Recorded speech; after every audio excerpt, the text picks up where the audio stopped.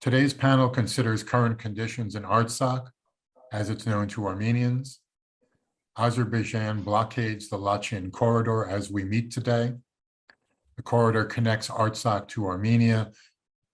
The blockade is a flagrant violation of ceasefire terms and a violation of international humanitarian law.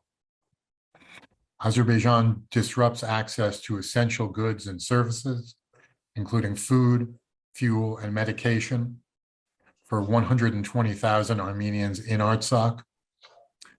This blockade affects the most vulnerable populations, the young and the aged. These actions constitute a second Armenian genocide, thus the name of our panel today. Today, we are witnessing the latest chapter in Azerbaijan's campaign of aggression against Nagorno-Karabakh. For over 50 days now, Azerbaijan has imposed a blockade on the region, cutting people off from deliveries of food, medicine, and other daily necessities. Among those stranded are 30,000 Armenian children, 20,000 Armenian elderly, and 9,000 Armenians with disabilities. We are witnessing a rising humanitarian crisis, and we cannot remain silent in the face of these malign actions. First of all, I want to welcome everyone and say a big thank you for organizing this important event in Columbia University. Also, I want to say thank you all the people who've been supporting us all these days.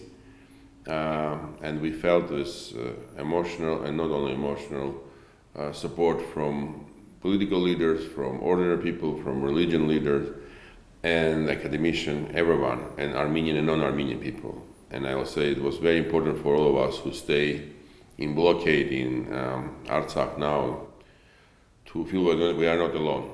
When we look at the situation, it's not only a question about the conflict between Artsakh and Azerbaijan. It's an issue about key principles, how we have a right to live in our own homeland, with our own values, with the respect to the neighbor. And we said very clearly, we are ready for negotiation, we're ready for discussion, we're ready for peace, but it needs to be respected for both sides and needs to be respected for what we are at the side, live side to side, but not under one state system, which is, of course, absolutely unaccepted by President Aliyev, who said they will prefer to have Artsakh without Armenians if they don't want to live under our own rules. Which is create, of course, a big challenge because I think one of the key principles of self-determination, it's also to ethnic people to live in our homeland with the 1,000 years we've been living, and it's also keep the democratic principles. I think it's three elements together create a big issue for how we can accept any offer from Azerbaijan to become part of a state. Human rights violation, which is unacceptable for any standards. This is why I think to create this type of the pressure, which is cannot be accepted, and it will be not accepted by civilized world, is very important. Also to create the potential sanctions against the people who are doing this, because they're violating rights for the kids to have a normal life. I think it's very important, I raised this many times, to get air corridor, which will be important for us to get access to humanitarian goods to Artsakh without being dependent for the road, which is always can be controlled and closed by Azerbaijan. It's very important.